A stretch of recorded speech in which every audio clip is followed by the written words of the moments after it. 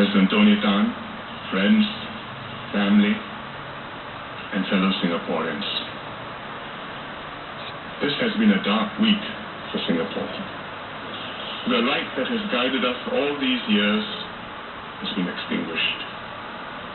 We've lost our founding father, Mr. Lee Kuan Yew, who lived and breathed Singapore all his life. He and his team led our pioneer generation to create this island nation, Singapore.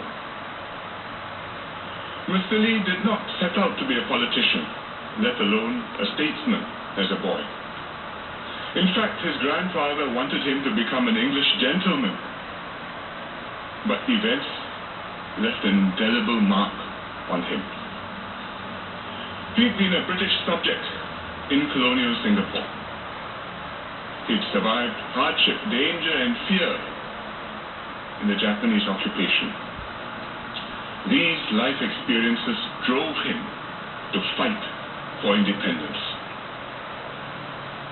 In one of his radio talks on the Battle of Merger many years ago in 1961, Mr. Lee said, "My colleagues and I are of that generation of young men who went through the Second World War and the Japanese occupation and emerged determined that no one, neither the Japanese nor the British, had the right to push and kick us around."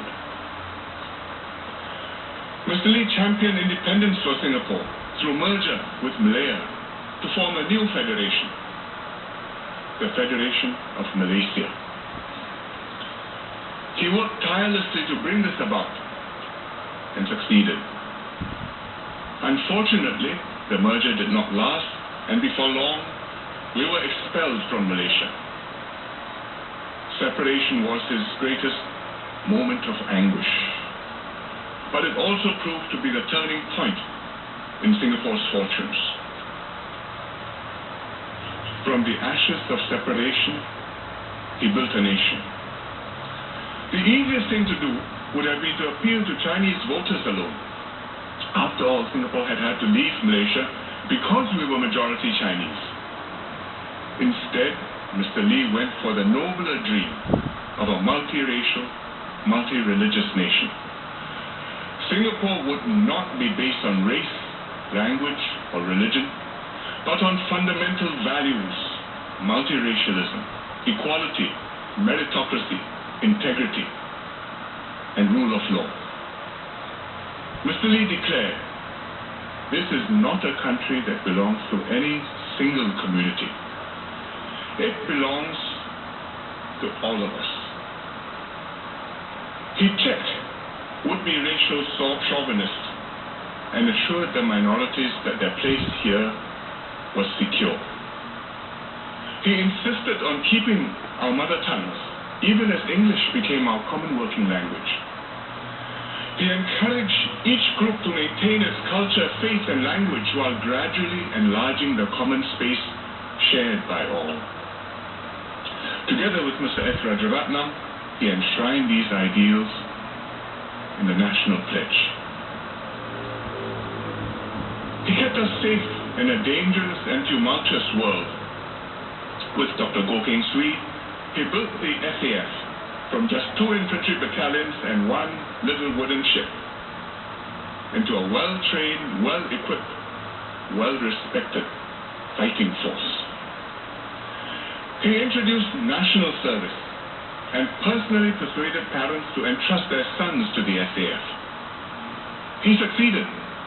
First, because he led by example.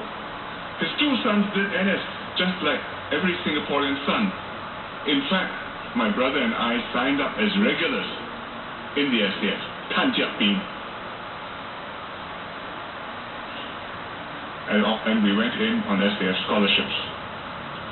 Secondly, people trusted Mr. Lee, and they believed in the Singapore cause. And therefore, today we sleep peacefully at night, confident that we are well protected. Mr. Lee gave us courage to face an uncertain future. He was a straight talker, and he never shied away from hard truths either to himself or to Singaporeans. His ministers would sometimes urge him to soften the tone of his draft speeches. Even I would sometimes do that. To sound less unyielding to human frailties. And often he took in their amendments, but he would preserve his core message. As he said, I always try to be correct, not politically correct.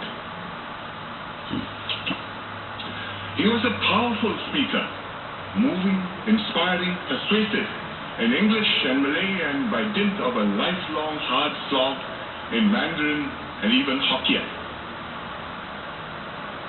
MediaCorp has been broadcasting his old speeches on TV this week, reminding us that his was the original